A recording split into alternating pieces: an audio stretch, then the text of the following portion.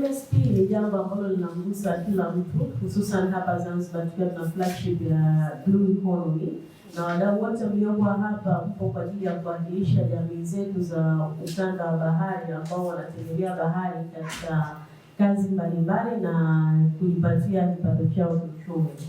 Hivyo kuangalia swala la gender katika matumizi yetu ya bahari, swala ambalo sio tu kutambuka katika mazingira mengine, ila kwa Blue Economy ni jambo muhimu sana.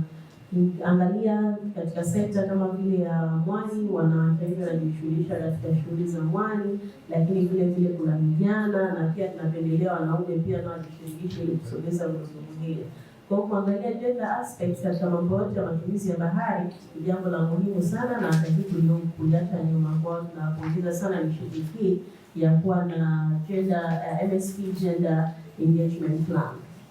Sasa wote mwe na ushiriki ambao ni mzuri na natakia kila la heri. Kiamini kwamba kazi hii itatoa matunda mazuri na mwisho wa siku tutakuwa na MSP Gender Action Plan.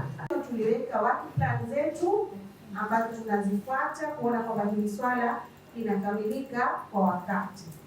Na miongoni mwa kazi ambazo tayari tumeshafanya desk review na tumedevelop tools, na moja kati ya kuona kwamba tunapata taarifa kutoka kwa wadau tofauti wa Marine Spatial Planning, tumeona tuwahusishe wadau katika sehemu tofauti ambao moja kwa moja wanahusika katika kushughulikia masuala ya jinsia, lakini pia masuala ya mpango wa maeneo ya bahari ili kupata information za kutosha kutoka kwao.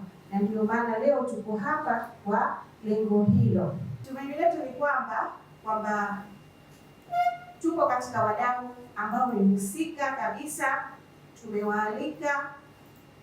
Malengo yetu ni kwamba mtatoa mashirikiano ya kutosha kwa ushauri, mapendekezo yatasogeza mbele mchakato huu wa MSP Gender Engagement Plan, na ndio lengo hasa la warsha hii. Kama TNC sisi ni NGO, ni international NGO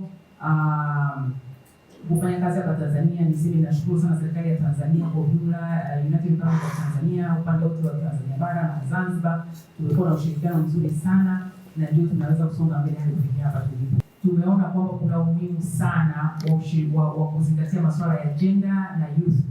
Kwa hiyo it's not only gender but hata mambo ya jinsia, lakini pia hata vijana ni mambo ya muhimu sana kushirikisha. Tunajua kabisa taifa letu lina idadi kubwa sana ya vijana wanaochipukia. Kwa hiyo ushirikishwaji wao ndio utakaotuletea maendeleo endelevu. Kwa hiyo hii ni step mojawapo.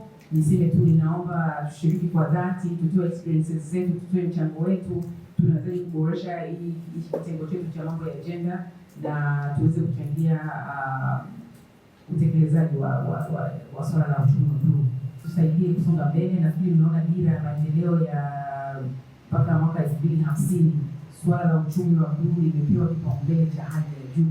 Kwa hiyo ina maana sisi tulioko hapa tunategemewa sana kutoa mchango kwamba uchumi wa bluu unaendaje na unaenda wapi na kufikisha wapi.